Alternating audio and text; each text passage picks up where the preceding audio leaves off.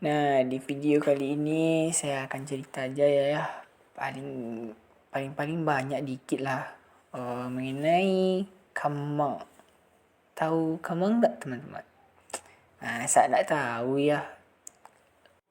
Tapi kalau teman-teman enggak tahu, nah temannya aja saya untuk healing. Kalau gabut, cari lihat Banang Kamang tuh. Sejarah orang Kamang tuh sampai terkenal gitu kan. Tak tahu sejarah orang Kamang kan? Jadi di video ini ya akan dijelaskan.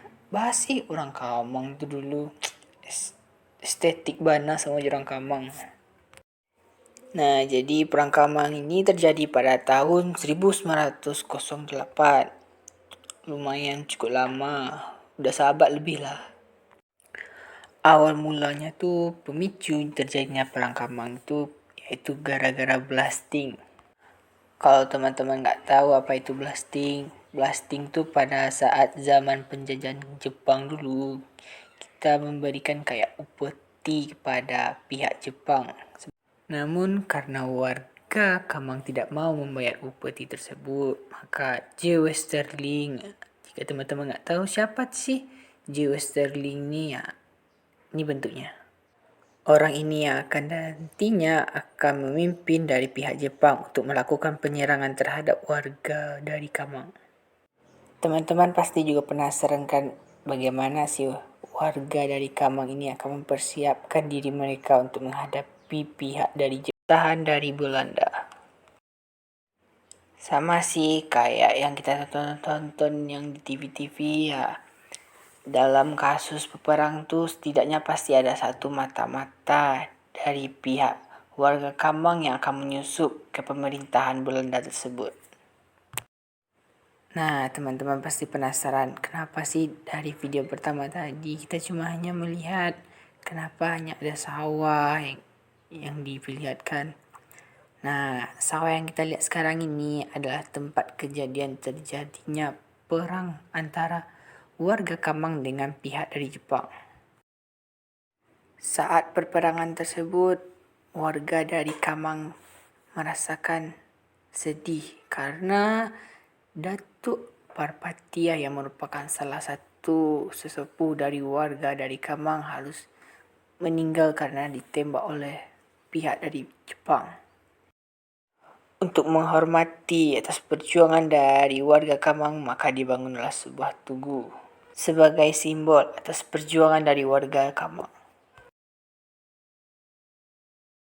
Setelah terbunuhnya Datuk Parpatia, keesokan harinya pihak Jepang melakukan penyergapan terhadap rumah dari Abdul Manan yang dianggap sebagai pemberontakan terhadap pemerintahan dari Belanda. Untungnya Abdul Manan dapat meloloskan diri dari pengepungan yang dilakukan sore hari dari pihak dari Belanda tersebut. Abdul Manan pun melakukan rapat dengan para datuk-datuk lain untuk melakukan rapat bersama untuk melawan pemerintah dari Belanda. Namun pihak Belanda lebih dahulu mengetahui lokasi tempat Datuk Abdul Manan dengan datuk-datuk lain melakukan rapat dan meminta Datuk Abdul Manan untuk menyerah kepada pihak Belanda.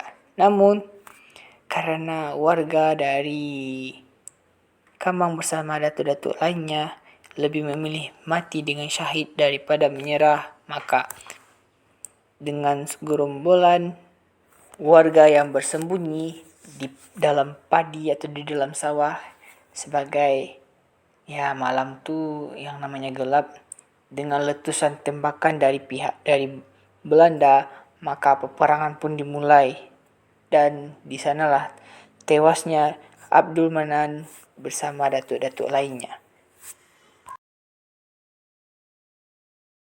Nah, dah tahu kan teman-teman sedikit mengenai cerita tentang perang Kamang dengan pihak dari Belanda. Nggak cuma perang yang ada di itu sejarah Indonesia aja, setidaknya perang-perang kecil yang ada di wilayah kita sendiri kita harus tahu. Oke, next kita lanjutkan saja San Mori kita pada sore hari ini. Walau cuaca lumayan bagus sih, tapi dinginnya terasa, Bung.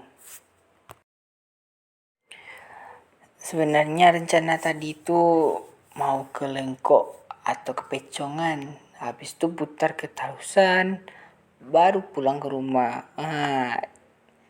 Ya gimana ya, sore-sore gini lebih enaknya tuh minum teh talo tapai, makan goreng, atau mie rebus. Wih, itu udah enak banget, Bung.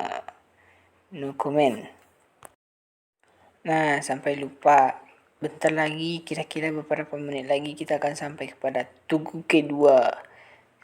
Merupakan tugu dari peperangan antara warga dari Kamang melawan pihak dari Belanda. Nah, ini tugu kedua yang merupakan tugu dari saksi antara perang Kamang melawan pemerintahan dari Belanda. Nah, karena hari udah hampir jam 6, saya memutuskan untuk pulang. Nah, teman-teman pasti penasaran nggak untuk yang terakhir kalinya? Kenapa saya bawa motor tuh sambil ngerekam? Sebenarnya ada penumpang saya. Jadi penumpang saya tuh saya suruh untuk ngerekam. Jadi saya yang bawa motor. Kalau pengen tahu siapa, mana tahu di video-video selanjutnya akan bertemu. Itu santuy. Nah, untuk menit-menit terakhir, nikmati adalah San Mori bersama saya dan partner mungkin Iha.